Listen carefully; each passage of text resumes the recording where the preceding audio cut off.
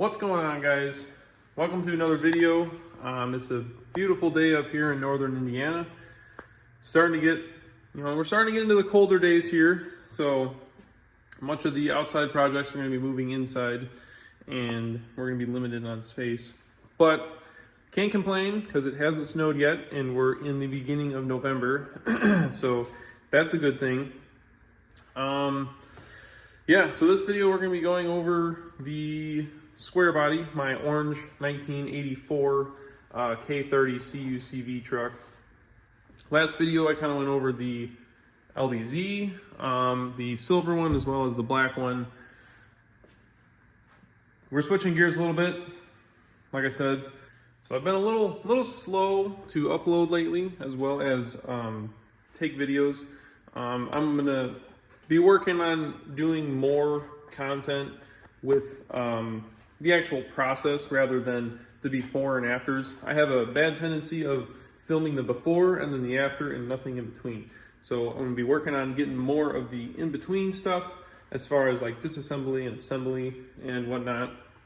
I've also been in the process of moving all of my stuff out of the so-called shop or storage farm or whatever you want to call it. It's not really great working condition, and it's not really a great place to work out of. So I've been moving my stuff out of there. We've got a new house down the street from this place, which is my parents' place. Not a big shop, not a big garage, but we're gonna get there. So you gotta start somewhere. That will be the start. And yeah, so plenty of things to come along the way after that. All right, so without further ado, let's get to the after, because I did not film any of the in-between before and after. So, all right, so again, you guys saw in the intro video, truck has no motor in it. But for those who don't know, this is my 1984 Chevy K30 one-ton truck, single cab, long bed. This was a CUCV truck, which is a military truck. So technically it's like it's a 1.25 ton is what they call it. But it had the 6.2 Detroit non-turbo diesel, very clanky, slow boat anchor that was in the truck, paired with a turbo 400 transmission and an NP 208 transfer case, which is sitting right there. The driveline I actually ended up getting rid of. Someone came and bought literally everything. So all the diesel related stuff, the cluster, the entire harness, the exhaust, the drive shafts, like literally everything. So we're ditching all of that. And I was torn between either doing a LS or a big block. My dad's doing an LS in his 77 K30, so I kind of figured maybe change it up and do a big block. So yeah, we're going to be swapping in a big block along with a 4L80 rather than the turbo 400, just because I want to have the 4-speed rather than the 3-speed, or I guess the 3-speed with overdrive, whatever you want to call it. And then we're also getting rid of the 203 and putting in a 208. So that whole drive line paired up with the front and rear differentials, which is a Dana 60, and both the front and rear axles already have 456 gears as well as lockers. So that was an option in the CUCV trucks, which is great because that's what I was going to do regardless. As far as the interior goes, I don't know how wild I'm going to go with it. It might just stay simple. But like I said, there's nothing in here. Cluster's gone, all the wiring's gone. I don't know if we're going to do some kind of retro gauges, or I have a gas gauge cluster that came with this truck that I may put in it. I don't know. But this also has an updated or a newer column. It's got a tilt column in it. Other than that, I think I'm going to get rid of this shifter here and put something different in for the NP205. So I don't know. This is kind of my dad's realm, not so much my realm. So I'm kind of digging more into it, learning a little bit more about it. I know they're a lot more simple than the newer trucks, but there's a lot of things that I definitely do not know when it comes to, you know, carburetors and vintage air systems and, you know, all this other stuff that is in these, like, that you can retrofit on these older trucks. As far as the suspension and wheels go, right now it just has like it's a Rancho 4-inch lift, super basic, cheap lift, you know, nothing crazy. But down the road we're going to end up doing I'm going to end up doing the same suspension setup as probably the one on my dad's truck. I pondered doing like a 4-link in the front and the rear, and I'm not ready to do something that extravagant. So we're probably going to end up doing an Off-Road Designs 8-inch lift, which would just be a spring lift in the front and the rear. This is the stock springs in the back with a lift block. Like I said, super basic lift, and they really do not tuck these 35s very well. These are a brand new set, actually, of boggers that were on the Blazer.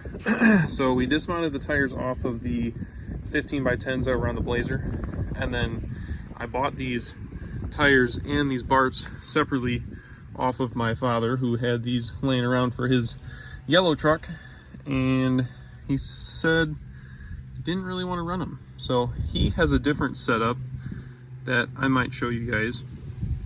But these are what's going to be on the orange truck for now, at least. And yes, these are 15s, so that means that we had to shove a silly little spacer in there for now to keep it from rubbing on the caliper. If we don't have a spacer on it, we're going to have to end up grinding the caliper down a little bit to get the wheel to shove up against the rotor, so, or the hub. So yeah, it's got spacers on it right now. It's a little silly how wide it is, but we're gonna end up, it'll all get fixed down the road. One thing I found that was super sweet about this truck, and this might just be me, but this truck is extremely clean. When I bought it because it was clean, but when I pulled the motor and the trans out and all that stuff, I ended up pressure washing the entire chassis. And take a look at those brake lines. Like, those are the original brake lines from this truck, and they are just extremely clean, and they were coated in, you know, grease and oil and, you know, dirt and sand and whatever.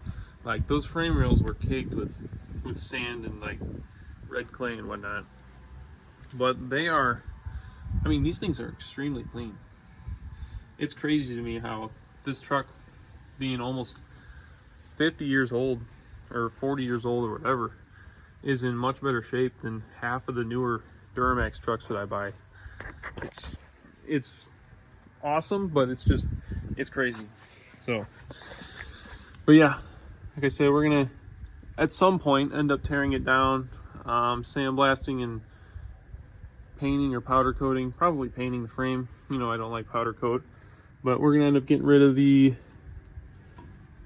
bump stops here, or bump stop brackets, you know, stuff that's not going to get used with the 8-inch lift. There's some other stuff in the back, some exhaust mount or exhaust hangers that are riveted, and we got the rear bump stops that are probably going to get pulled off. And then another thing is the rear tank mount. So anybody who knows square bodies, this is obviously a 1500 bed or a K10 or a gas truck bed, whatever you want to call it.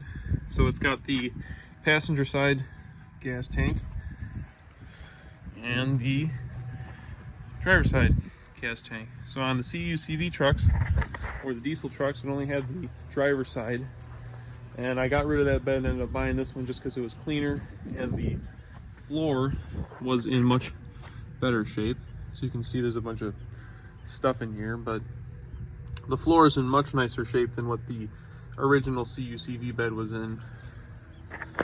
But aside from that, we're going to be getting rid of the side tanks or single side tank and putting in a rear Blazer tank.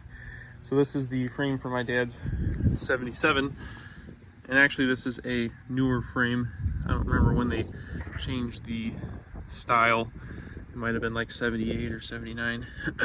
But this is a rear blazer tank mount that my dad had built for this frame. So we're going to be doing a similar thing for that truck. And I don't know exactly where the filler neck is going to come out. I've seen people do it like on the inside of the bed here, or I suppose it could be ran over to this side here. But like I said, unsure as of right now. There's a lot of work that's got to be done, and as the process goes on, I'll film it and give you guys updates along the way. And then for the steering, I'm going to end up doing a crossover steering kit from Off-Road Design. As you can see, the pitman arm here is steering the driver's side with a tie rod going across. With the crossover steering kit, ORD recommends, or I guess requires, you to use a two-wheel drive steering box, and then the steering will then relocate over to the, or I guess technically as it's called, cross over to the passenger side, and then the tie rod again will still control it. But oh, look at that stabilizer, just a little bent. But like I said, stuff like that isn't going to be there anymore. Those mounts are going to be pulled off the front diff. We're going to get a beefier tie rod and probably a custom dual stabilizer kit for the front as well. So yeah, a bunch of stuff to come. So it's a bit of a mess here, but these are the axles off of my dad's 77 here, which is it's in close to the same state of what mine is in. The interior is gutted. It's got no bench or anything like that, but the dash is also gutted. This truck has a rear hanger flip kit, so the shackle drops down rather than comes up. And then, you know, this is to kind of give it an extra, I want to say 4 inches of lift, so you don't have to have a block in the rear. There's a bunch of information on Off-Road Design's website about, you know, how much of a hanger flip you can use or how big of a shackle you can use and all that. So yeah, he's got a hanger flip in the rear, and then this is an 8-inch ORD lift, I'm pretty sure. It's either a 7 or an 8, I don't remember exactly. But these springs had to be custom ordered from ORD here, but he had to give them like all the specifications as far as the engine and transmission and what he's going to be using the truck for and all that stuff. So I'm going to have to call in and most likely do the same thing. But for the front, as you can see, he did like a shock mount relocation, much taller shocks than what the factory would be. These are the hanger flips that I was just talking about. We got track bars for it, the crossover steering kit from ORD. He has the box somewhere. Steering box, yeah, right here. So here's the steering box for it. Obviously, it's got a drop pitman arm, the fuel tank, the straps, pretty much all that. We went ahead and test fit the bed on the old chassis to make sure that the fuel tank would actually work. It probably would have been smart to do that prior to doing the fuel tank on the old chassis, but good thing we did, because we found out that it needed to move forward 2 inches. So there's that. This axle has a rear disc brake conversion on it, which is something I'll be doing with mine as well. The other thing is with the blazer tank, you have to relocate your shock mounts in the rear, because I think they're inboard shock mounts from factory. So we gotta convert it to outboard, which would be outside of the frame. So these were the brackets that he made that ended up getting cut off the old chassis. So we're gonna have to do something similar for mine as well. For my Duramax stuff, I usually go to Diamond Machine in Monticello for the high performance, more built motor applications. And then there's a couple local machine shops that I go to for like the more stock or, you know, things that need, like if heads need surface or something like that, there's local machine shops around here that can do that for me, along with like the cam keying and the crank keying and whatnot. So one of those shops around here is Wolf Racing Engines. They're from Steger, Illinois. They are going to be doing the big block for my truck. I'm not entirely sure what every spec is going to be for, as far as like compression ratio, what pistons I'm going to run, rods, crank. But I do know that I'm going to be building a 496. That's what he suggested for the weight of the truck and what I'm going to be using it for. The base of what I'm going to start off with is the same engine that is in my dad's white OBS 1-ton truck. It is a Gen 6 454 big block. That is the engine I'm going to be starting with. Obviously, it's not going to have the same internals. It's probably going to be a mere $8,000 to $10,000 motor. They're going to be doing rods, pistons, crank. It's going to have different heads on it. I'm going to have to buy the entire fuel system, the carburetor, you know, everything. So I have nothing for this truck right now as far as driveline goes. I have a 205 transfer case, and that is it. That is the only thing that I have. And I still have to run through that transfer case because it is out of some rusty, crusty 1-ton dually that my dad had bought, like, I don't know, 2 or 3, 4 years ago. I don't even remember. So yeah, I have nothing for this truck yet. So I have an idea, but there's not much past that I know as far as what I'm going to be doing for the fuel system, the carb, you know, all that.